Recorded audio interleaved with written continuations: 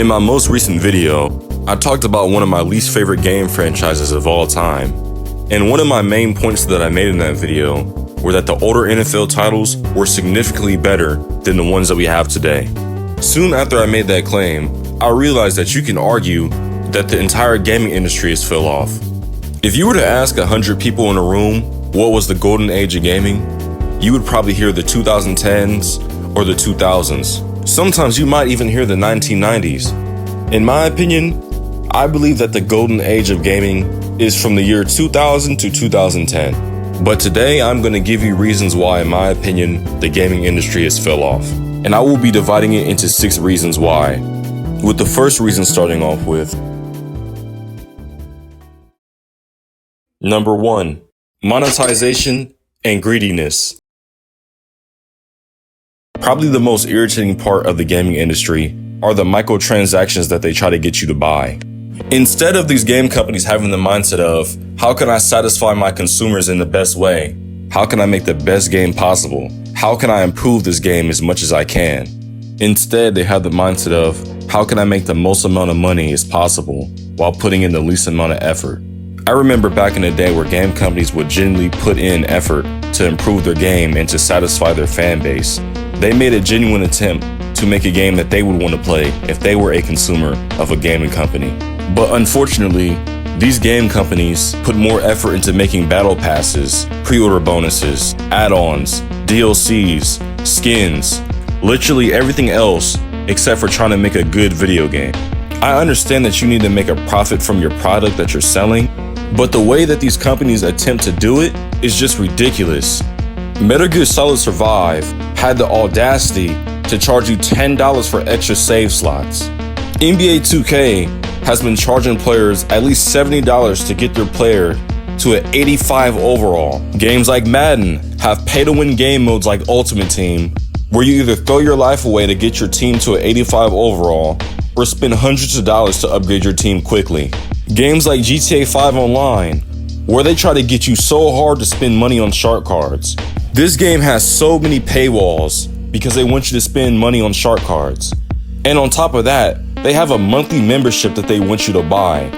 And the part that's really sad about this is that the microtransactions work better than the actual game that you paid for. Call of Duty Modern Warfare 3's Warzone is full of hackers and the servers are terrible. But the second that you try to buy a loot box or a battle pass or a skin, your purchase goes through in literal seconds. Microtransactions have plagued video games so much that a US senator really tried to ban loot boxes from video games. Really think about that for a second. That is unacceptable, and this needs to stop, bro. It's truly a shame that when a new game comes out, one of the first things that I think about is if the game is gonna have any scammy and borderline slimy microtransactions in it. And to be honest with you, I don't even care if the microtransactions are for purely cosmetic purposes. I still feel like you should be able to just earn it by playing the game instead of having to pay money for it. The only games, in my opinion, that can lightweight get away with this, and I mean lightweight, are games that are totally free. And even still, I have a problem with this. Games like Fortnite care more about collabs and selling player skins than the actual player base of the game. Fortnite also uses the FOMO technique, also known as fear of missing out. And the perfect example of them using this technique is with the shop timer, the limited time events, and battle passes with the time limit. The purpose of this is so the player can feel pressure to buy it because they're uncertain when it's going to return back in the store. And microtransactions in single player games are absolutely terrible and should never be in a game. Like, imagine if Elden Ring had a store where you could buy any piece of armor or weapon that you wanted. That would completely kill the point of the entire game. If you think scammy microtransactions are okay, you're part of the problem. This needs to stop immediately. Can this day get any more stressful? Number 2, glitches and unfinished products. Another massive flaw about the gaming industry is that games these days rarely come out finished 100% and are either incomplete or unpolished. And in my opinion, I believe this is due to live service. Live service games are video games that are designed to be continuously supported and updated by developers, providing ongoing content, features, and experiences to players. This also includes patches that can help out the developers make tweaks and improve the game even though it's already out. And this is a really good thing if used the right way. You can generally save a game's lifespan by making the right updates and patches to it. The perfect example of this is Cyberpunk 2077. When this game first came out, this game was borderline unplayable. Now after all the fixes that CD Projekt Red made, this is a Game of the Year type level game now. But there is a bad side to this as well. It's a bad thing when the company releases a broken and buggy game just because they know that they can fix it later down the road. It's also worse when the content updates take months on months to actually get implemented into the game. Or when the game sells DLCs every 4 or 5 months and tries to charge you $60 to $70 for the DLC, just milking money from you. Like, why not just put some of this in for all the time that you had to make the game? This is the other reason, in my opinion, why the older games are better than the newer games. Because back in the PS2 and classic Xbox eras, there was no such thing as patches and live service. So you had to make sure that your game was on point when you released it. Because if there were any bugs and glitches in that game, there was no coming back from that. You have games like Battlefield 2042, which had one of the worst launches of all time. You would have think they would have learned from the bad launches for Battlefield 3 and Battlefield 4, right? You have games like Mass Effect Andromeda that had 5 years and a budget of $100 million to make a decent working game, but couldn't at launch. The GTA Trilogy remakes, those 3 games were borderline unplayable at launch. Spider-Man 2 had so many glitches and bugs when it first came out, and on top of that, it's been years and we still haven't gotten any type of DLCs. It even took them like 3 months to add a New Game Plus update. I could go on for hours about how games these days have broken and outright lazy releases. This mentality of release the game now and fix it later has to stop. This is why people don't pre-order games anymore, because it is a gamble and people would rather just look at the reviews to see if the game isn't broken before they buy it. Is it too much to just ask to get a good video game when I spend $70 full price for it day one? It's such a shame that pre-ordering a game is like gambling, because you don't know if the company is going to put all their effort into the game day one.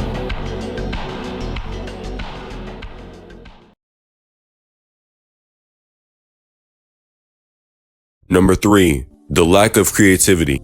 I don't know if people have the same mindset as me, but I feel like the creativity and the ideas of games are slowly dying. And I feel this way because there are a lot of remasters and remakes of games that have been coming out recently. In 2023, 90% of the games that were the highest rated were either remakes or remasters. I feel like this is a form of laziness because some companies know that remakes and reboots are easy cash grabs. And the thing that irritates me the most about reboots is that they sometimes just copy and paste things from the old games and put them in their reboot. Now you could probably come up with a whole bunch of reasons why games aren't creative anymore. Maybe you can say it's because all these game companies are trying to just chase trends and are not trying to think outside the box and be unique. Maybe the ideas get canceled by the corporation when they try to come up with the ideas. But honestly, I think the biggest factor in all of this is the overall talent of these companies these days. I'm gonna just be real for a second, man. Most of the games that were made back in the day that most of us loved and enjoyed, most of those developers are not here anymore. And it could be because of a ton of reasons. Maybe they got moved up to a different position. Maybe they retired. Maybe they quit. Here's my example of the claim I'm making. If you have a Nissan GTR and you go to the mechanic and you get every single piece of that car replaced with new parts, is it really the same car? Yes, it may have the same image, but the old parts that made that old car are gone. And you can make a genuine argument that the car has a brand new identity now. That's why companies like Konami, EA, Blizzard, Bungie feel like they're not the old ones. And that is because they slowly got rid of their entire dev team one by one. EA Sports from 2005 is not the EA Sports we have today in 2024. But it's still very confusing to me how older titles that had less developers are better than the newer games with more developers and a higher budget. I find it genuinely sad that Batman Arkham Asylum is 10 times better than Gotham Knights. And something else that we all have to understand, these companies are very scared to take risks. Gaming is very big and popular today because somebody decided to make a risky decision. And another thing, some of these companies are just incompetent as hell, man. And I'm really talking about the Call of Duty series right here. 14 years ago in 2010, Treyarch had only 200 people working on the Call of Duty games. And with those 200 people that worked on the Call of Duty games, they made Call of Duty World at War, Black Ops 1, and Black Ops 2. They made the greatest Call of Duty games of all time. But in 2023 and 2024, over 3,000 people and 11 different teams worked on Call of Duty Modern Warfare 2 and 3, and the older Call of Duties are better than the new ones in almost every single way. The older campaigns were way better than the newer campaigns, and the newer games have way more bugs and glitches than the older ones. That is actually very embarrassing. And then don't get me started on this game. I'm not even going to talk about this game for that long, because if I talk about this, I'm going to be talking about this game for at least an hour. You would think if you have the opportunity to make a reboot or a remaster of a game, it would be better than the original. But somehow they mess it up. How do we go from a gangster game where the goal is to take over the city to college kids fighting for scholarship money or tuition? Come on, bro. Although I do understand that making a game is very difficult, it doesn't take a rocket scientist to see that these new game devs have no idea what they're doing.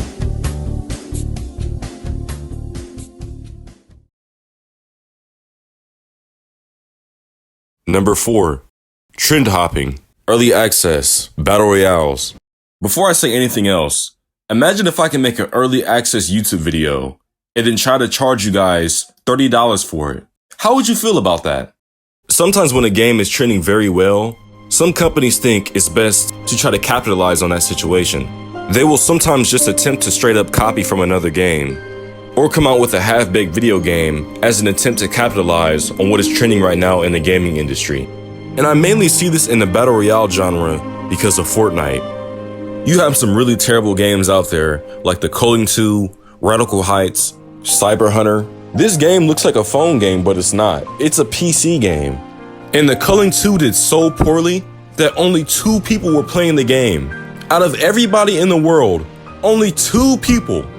And one problem that I have with these games is that early access does not even mean early access anymore.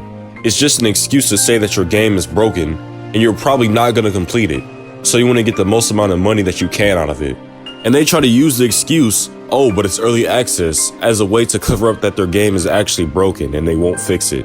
And one thing that I also noticed is that a lot of these games focus more on graphics than the actual game. They really should be putting that budget into the actual gameplay so the game can be engaging and fun, instead of the game just having good graphics, but it being empty. There are so many games that are good that don't have good graphics. You have games like Minecraft, you have games like Terraria, you have so many games that don't have good graphics, but it doesn't matter because the game is actually fun. Now, I'm not saying that graphics are not important. Graphics are very important, but that shouldn't be the top priority for your video game. Some of these games put most of the budget sometimes in the graphics instead of the actual gameplay. And these games take so long to come out because of the production of the graphics. And when those games finally come out after all those years of working on the graphics instead of the gameplay, the games come out mediocre at best. So this leads to less games overall and worse games. And this trend of live service online only games that don't support offline play, these games really piss me off, bro. Have you guys noticed that local multiplayer in games are slowly going away? Because for some reason they're trying to push us to online games? That's stupid, and I don't understand why, and I probably never will. And then when esports came around, it ruined some games because they tried so hard to make their games competitively. I don't have a problem with competition and competitive play, but there should be no reason why you should try to force that on your player base. Games like Dead by Daylight, I don't even understand why they even attempted to push competitive play on that game. But anyways, the point that I'm making is that if these companies keep making games just to chase trends, all of those games are going to be mediocre and will barely have any effort into them because 9 times out of 10 they will be rushed to meet the window of that trend.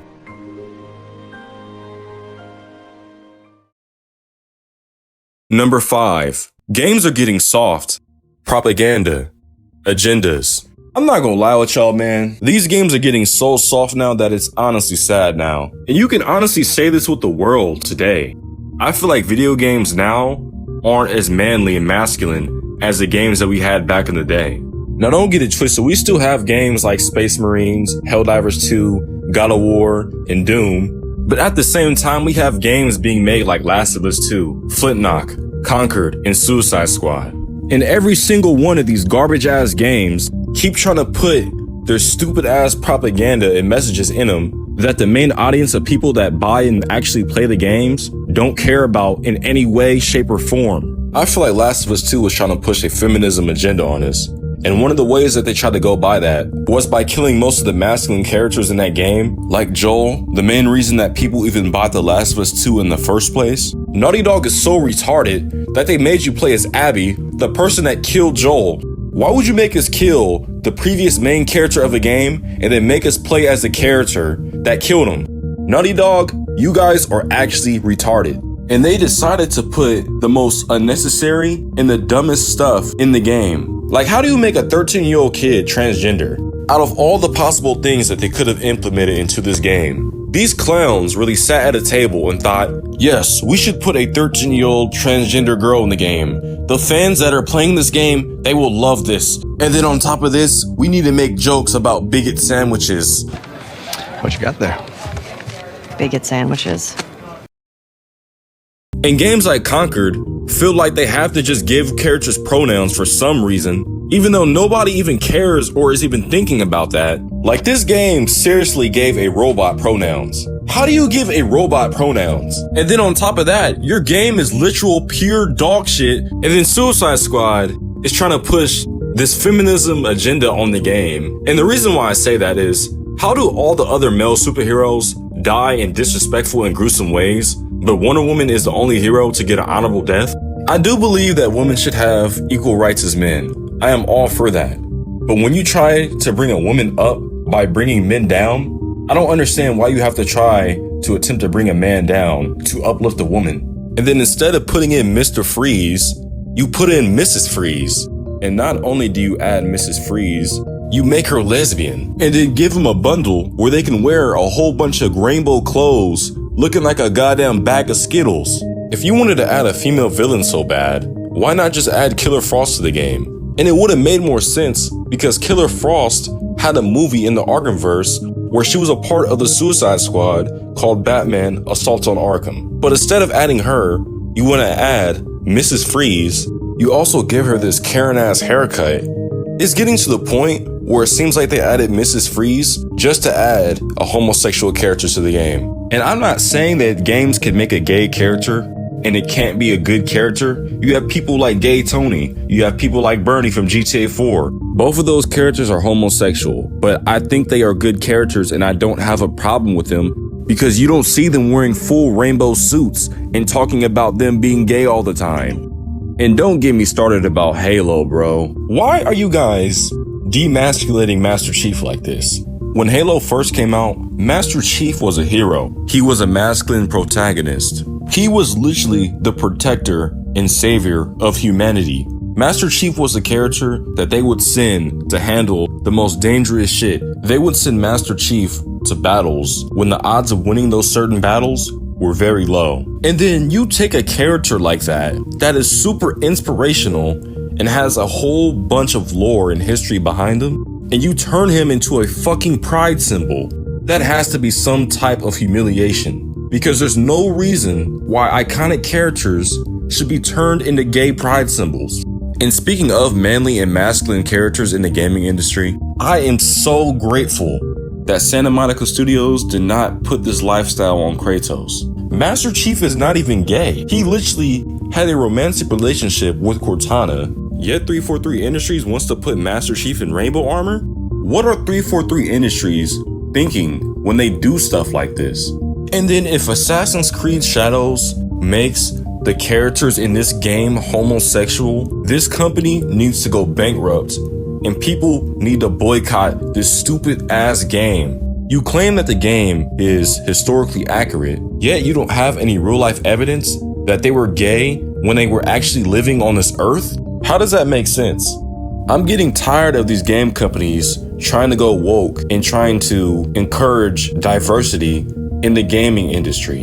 And their method to do this is stupid to me. I believe in this.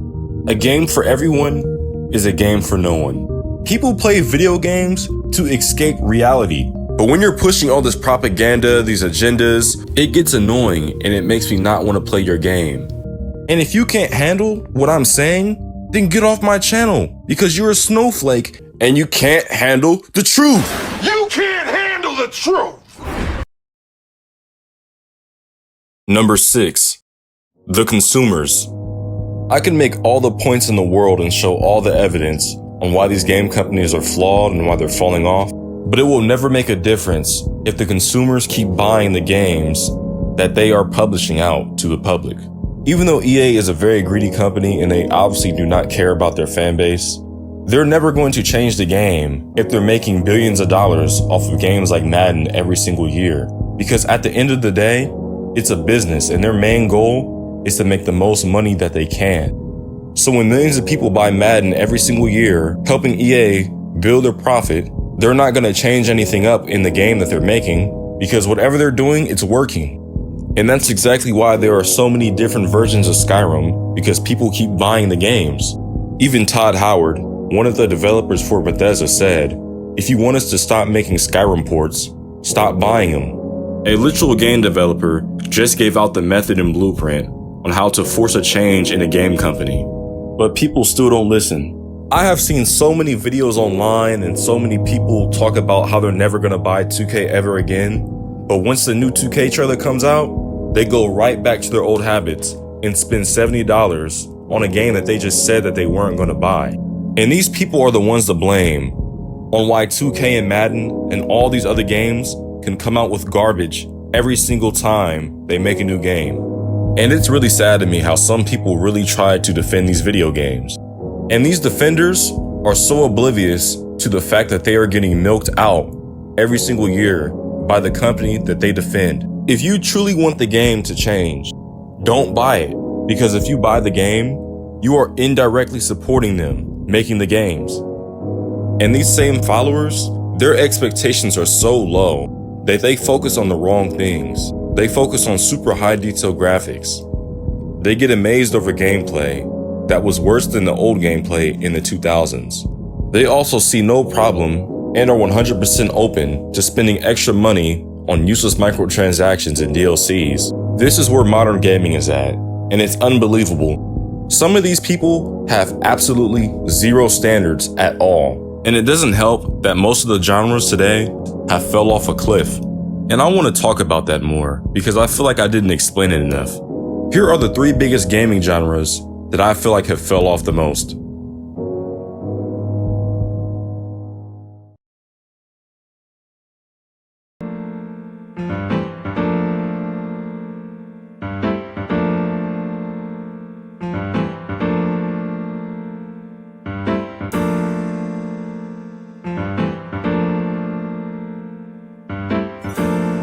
Before I continue, I just want to say that the Midnight Club series is my favorite racing game series of all time.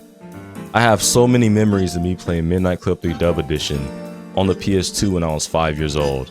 And then when I hit the age of 19, I got a PS3 and decided to play Midnight Club LA. The Midnight Club series gives off a very unique vibe that is different from all the other racing games in the gaming market. Games like Midnight Club 3 are considered one of the best racing games of all time because that game had a very good list of cars. Midnight Club 3 has cars that we will probably never see ever again in these modern racing games. You could race in cars like Escalades, Hummers, and Lowriders. And you could also race in 4 different cities, varying from San Diego, Detroit, Atlanta, and Tokyo. Midnight Club can also be a very difficult racing game at times. Games like Midnight Club 2 are known as one of the hardest racing games of all time, And this game is actually pretty underrated in my opinion. And one thing that Midnight Club does to separate itself from the other games is that they have dynamic cop chases, and you can obtain power-ups depending on what car you have. And the story of Midnight Club LA is actually pretty cool and very respectable. That is why it is such a shame that the last Midnight Club came out in 2008, which is 16 years ago. When you talk about the best racing game series of all time, the Midnight Club series has to be in that argument. Midnight Club 2, Midnight Club 3, and Midnight Club Los Angeles are all masterpieces in their own ways.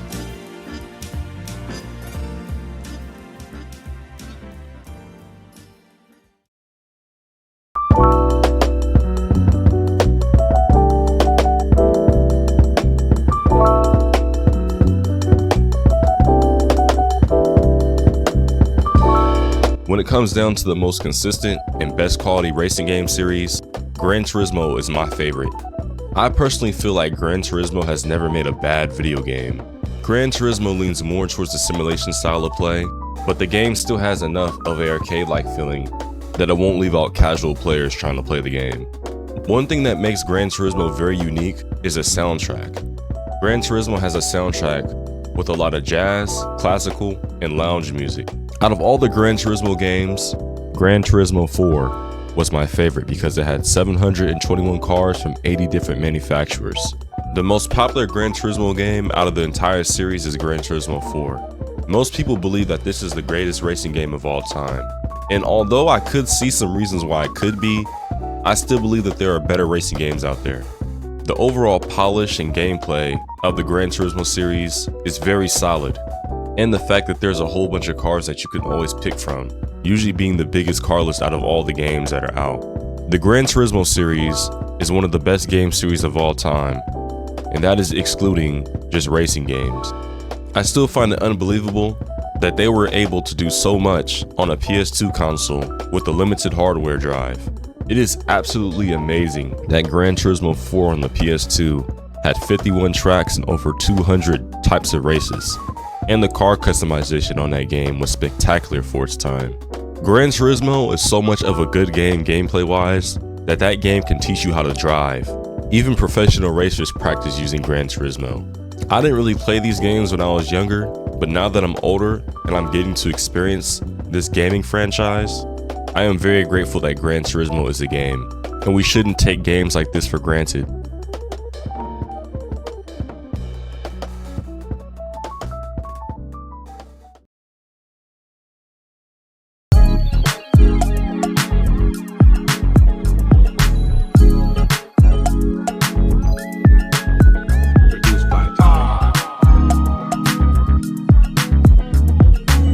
The Need for Speed series requires zero introduction at all. This famous series offered years of success with entries that are still considered classics to this day. The series began as a usual blend of sim and arcade racing, but then made a switch to the arcade genre racing, with a lot of cop car chases and very arcade and unrealistic driving. That new method bridged the gap between the hardcore racers and the casual racers. This method of game styles gave both groups of gamers something that they can all enjoy from the Need for Speed games that came out during this time. Games like Need for Speed Carbon, Need for Speed Underground, and Need for Speed Most Wanted changed the open world racing game genre and left a big mark as one of the top racing games of all time. And the thing that's very crazy about this is that the Need for Speed series back in the day was all made 1 year apart. Need for Speed also experimented with a fully simulation racing game called Need for Speed Shift. The Need for Speed series in the 2000s really cared about and was very big on car culture. This game had very good car customization, and Need for Speed always has had a good sense of speed during the 2000s. And you can make an honest argument that the sense of speed during the 2000s for Need for Speed was unrivaled. The run that Black Box made for Need for Speed Hot Pursuit 2 all the way to Need for Speed Carbon was truly legendary. In my opinion, I feel like the last great Need for Speed game was Need for Speed Hot Pursuit on the PS3. Need for Speed Hot Pursuit took place in Seacrest County. Seacrest County was a fictionalized version of a California-like country that had a large selection of forest, desert, coastal, and mountain courses that were set throughout Seacrest County. And the game also had a dual-tracked career mode that gave you the choice to either play as a racer or as a cop. The cops and racers also had access to weapons, like the EMP, the spike strips. You also had access to 2 other gadgets, like the jammer and the turbo.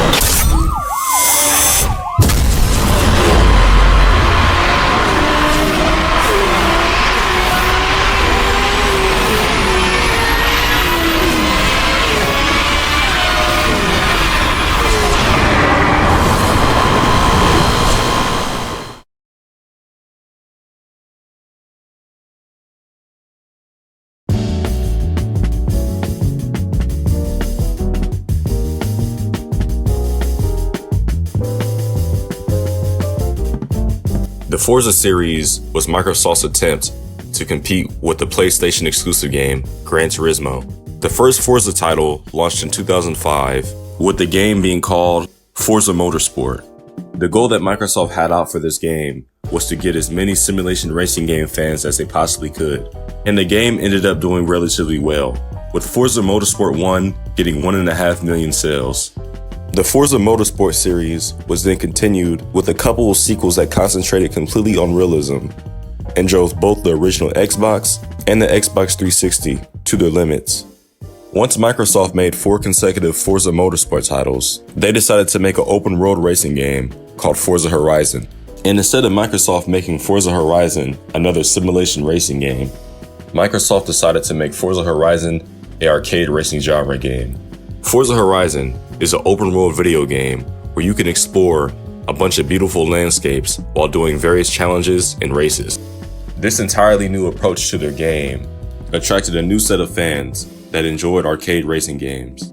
The initial popularity of Forza Horizon paved the way for multiple sequels, making it one of the most successful and finest arcade racing game series to this day. The last Forza Motorsport that has been made was in 2017. When you think of Forza, you don't really think about Forza Motorsport. You think of Forza Horizon, because Forza Horizon had a bigger appeal to racing fans.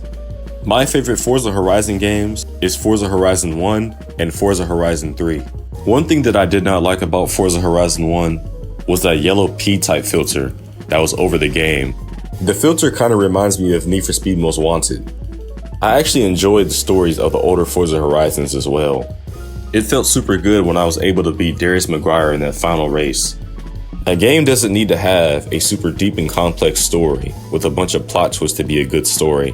It can sometimes just be simple. And the vibe of those games were actually pretty good as well.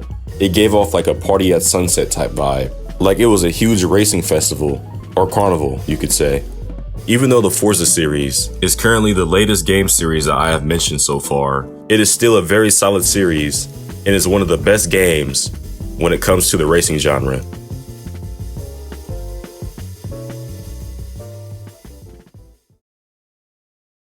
Even though I only talked about 4 main racing games, there are still so many more underrated racing games that I am honestly surprised to not hear people talk about anymore. You have games like Grid, Burnout, Motorstorm, Juiced, and Driver San Francisco.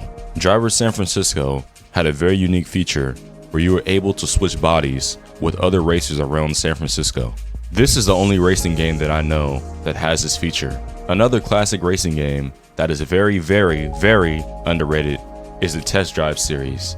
The Test Drive series paved the way to open world racing games. This game is super cool because you lived in Hawaii that looks just like the geographical area in real life. You could also customize your character and purchase different houses through Hawaii. You also had access to huge car garages that you can walk around and explore. Even though I know that this game is very underrated, I've never got the chance to play the game, but maybe I will one day. It seems interesting. And there are so many other racing game titles that I could talk about, but I am trying to keep these parts as brief as possible. All of these racing game titles that I mentioned explains why the older era of racing games were very good and solid back in the day and are very nostalgic. But unfortunately, the racing games that we have today are nowhere near the ones that we had back in the day. You have games like Test Drive Unlimited Solar Crown, which is just a shell of the PS2 version. And then in 2010, Criterion Games made Need for Speed Hot Pursuit. And even though I enjoyed this game a lot, I hated that the game had no type of customization except for being able to put colors on your car. And in 2012, EA made a game called Need for Speed Most Wanted. And this game was supposed to be a sequel to Need for Speed Most Wanted in 2005. But the game got rushed, so it was just a lackluster, pushed out, rushed piece of garbage. And I honestly don't know if I should be showing this, but there's still some beta footage of Need for Speed Most Wanted 2012 when they were trying to make it a sequel. And to keep it a stack with y'all, I'm gonna still play it because EA is a garbage company and I don't care.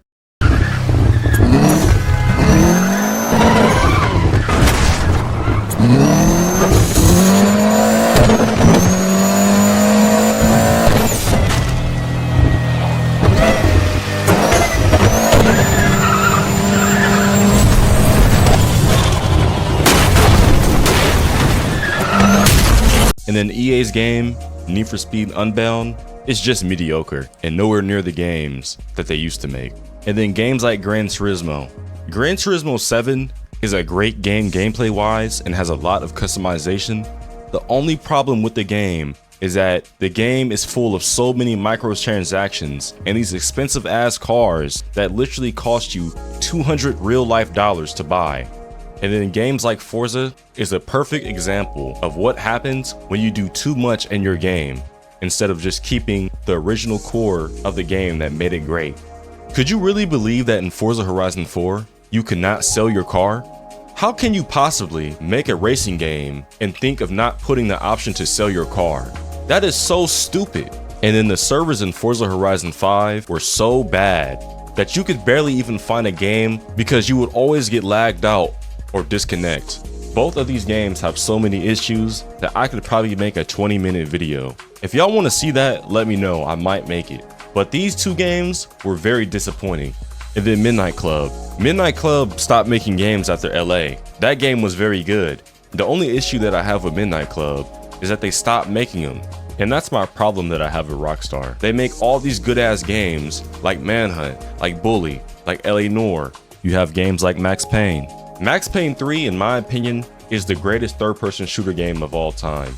But I can let them slide on Max Payne because I believe that his story is over with. You also have the super underrated game called The Warriors.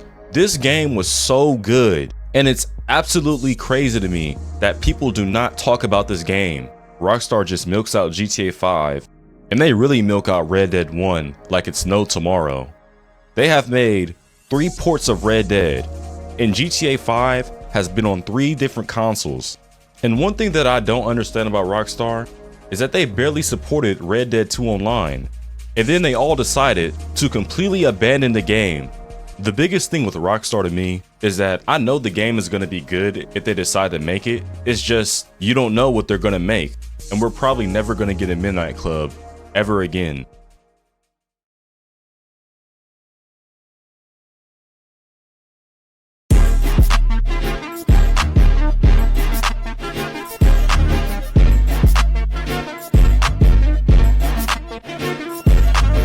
NBA 2K has been a big part of the sports gaming industry for over a decade, but the franchise has been on a decline for a while now.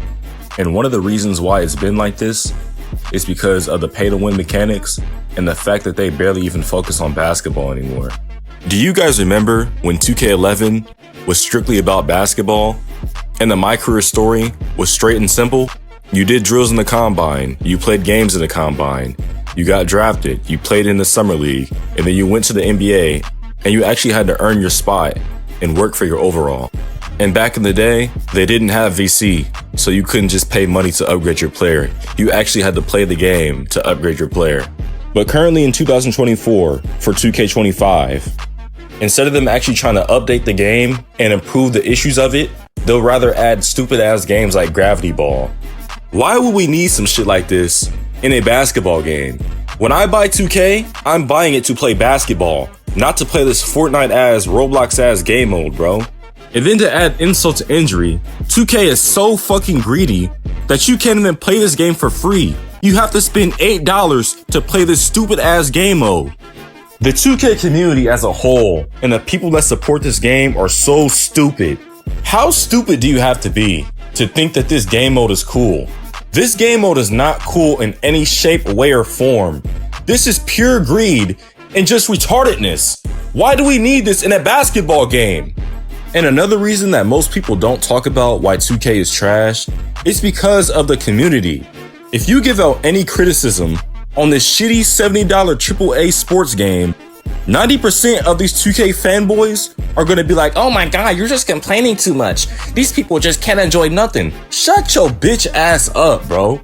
And these are the same idiots that don't even know that they're getting scammed. It literally takes you $60 on this game to get your player to an 84 overall. If you add the price of the actual game, plus the VC that you need to buy to upgrade your player, you're spending like $130 on this trash ass video game. On top of the VC that we need to buy to even be able to barely play the game, they want us to buy a battle pass, and you can buy your tiers from level 1 all the way to the highest level day 1.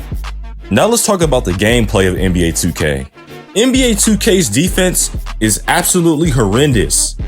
I have seen so many clips on 2K24 where you could be right in somebody's face and they can still green it consistently.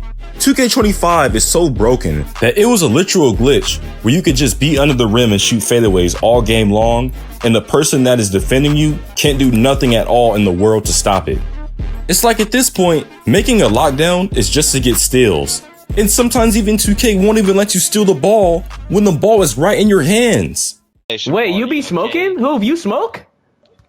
Link, how is that possible? Link! Pause. Now it's time to talk about the NBA Live series. The freestyle dribbling mechanics were insane for its time, and games like NBA Live 05 had super cool modes like the All-Star Weekend. The dunk contest was very addictive, especially when you played it with friends. When the NBA Live franchise became next gen, with the PS3 and the Xbox 360, the game began to get worse. NBA Live 06 on the next gen consoles is where it began to go downhill.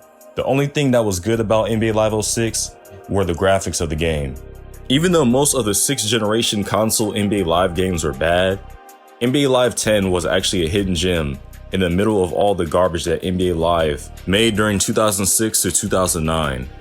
Once EA came out with NBA Live 10, they made NBA Live Elite 11. The selling point of NBA Live Elite 11 was to let the player have full complete control over the player that he is playing with in the game. Unfortunately, this game ended up to be a complete failure, and the game was so bad that it got canceled before it got released to the public. The controls of the game were too advanced and made it very unnecessary, and the game was full of bugs and glitches. There are people that still have copies of NBA Live 11, and this game is considered very rare, and there are copies still out there getting sold for ridiculous amounts of money like $8,000. After NBA Live Elite 11, EA attempted to make a comeback in 2014 with NBA Live 14, but that game was absolutely terrible. Ever since NBA Live 14, they kept making games until NBA Live 19, and even though NBA Live improved drastically from 14, the game was still garbage and not enough to compete with 2K. NBA 2K has been trying to push their fans back to NBA Live because of the scammy microtransactions and the refusal to listen to the community to fix the issues that they want them to fix. But EA still can't take advantage and capitalize on 2K's mistakes. This is why EA as a company is a joke and should not be taken seriously. Once EA made NBA Live 19, later down the road they then canceled NBA Live 20. And 6 years later, we still haven't heard or seen anything about a new NBA Live game coming. The only thing that we have gotten from EA Sports so far is a post from EA in 2019 promising that they are going to keep us updated about the new release of NBA Live. But since 2019, we still have not gotten any additional information about the new release of NBA Live. Madden. I've made 3 videos on this game, and I'm going to do it again, but it's honestly getting tiring. Madden NFL 25 is just a shell of what it was during the PS2 era. When you talk about and compare all of the AAA sports games, there is no doubt that EA Sports Madden NFL is one of the worst. It is absolutely embarrassing that there are multiple games from the PS2 era that have less hardware that are deeper and overall better than your game in almost every single way.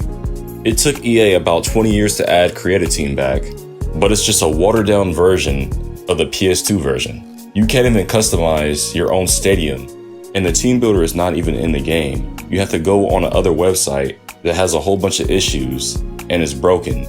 And the reason why Madden is the only NFL simulation football game is because they signed a long contract with the NFL to gain all the rights. That instantly killed off games like NFL 2K5, which was miles better than Madden. If you compare Madden NFL 25 to NFL 2K5, you would think that the game made in 2024 would be superior, right? Unfortunately, you're wrong. There are so many features that NFL 2K5 had that Madden will probably never have or ever put back in their game. NFL 2K5 had a game mode called ESPN 25th Anniversary, where you would have to relive crazy moments in the NFL and try to do it again, or change the outcome of what happened in real life.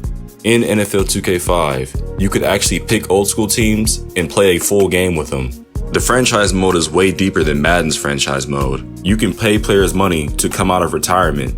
The game would literally have a SportsCenter recap of all the weeks, from week 1 all the way to week 16. NFL 2K5 also had a first-person football game mode, where it actually felt like you were in the game.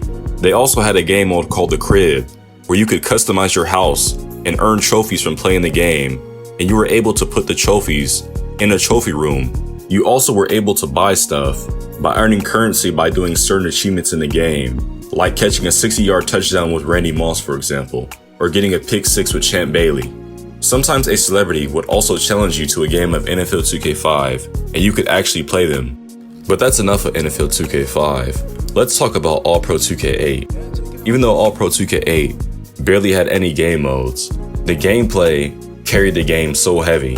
All-Pro 2K8 is the greatest football game of all time when it comes to gameplay. You could give Madden 10 years, and they probably won't even be halfway near this gameplay. All-Pro 2K8 had so much detail that every quarterback held the ball differently while they were in the pocket. This game had so many details, but not that many people noticed it because this game didn't sell well. And that is such a shame because this is a legendary football game. But the dumbest thing that EA has ever done in their lives is that they stopped making NFL and NBA Street. I have no idea why they stopped making these games. These games were so raw, bruh. And you also have games like NBA Ballers. They stopped making this game as well. I don't think EA made NBA Ballers though, but I still want to mention it. Once EA came out with NFL Street 1 and 2, they came out with NFL Street 3. And even though it wasn't a bad game, it was nowhere near as good as NFL Street 1 and 2. Same goes for the basketball side. NBA Street Volume 1, 2, and 3 were all very good games. But the fourth game that they made, NBA Home Court, was straight garbage. This game was so lazy in my opinion, and the way you made your character customization on this game was hella weird. Like, why do I have to combine the face of two different men? That's low-key gay, bruh. And EA Sports for some reason stopped making Fight Night. Fight Night was so raw. I remember playing Fight Night Champion when I was 13 years old and finally beating Isaac Frost. And for some reason they stopped making that game. And they still have the rights to those boxers because in UFC 3, I believe, they added Deontay Wilder and Tyson Fury in the game. How do you add boxers to a UFC game, but you won't use those character assets in a new Fight Night? You'll rather just put them in UFC. That is so dumb. And yes, bro, I know that Undisputed is out and that's a new boxing game, but let's be real, bro. That game is garbage. And I hate to switch topics again, but we need a new Blitz the League also. It is such a shame that after Blitz the League 2, Midway Games just stopped making them out of nowhere. And I don't know why. That game was fire. If you made it to the end of this video, I am so grateful that you took the time out of your day to watch this long ass video I made. I do understand that I said I was going to talk about 3 genres and I only talked about 2, but my PC storage is so full that it has to come in another video. But I'm not going to be too long. If you guys have any video ideas you want me to do, just let me know in the comments and I'll eventually do it. It is 4:31 in the morning, so I should go take my ass to bed, man. But if you watch this video again, thank you so much. I'm gone, man.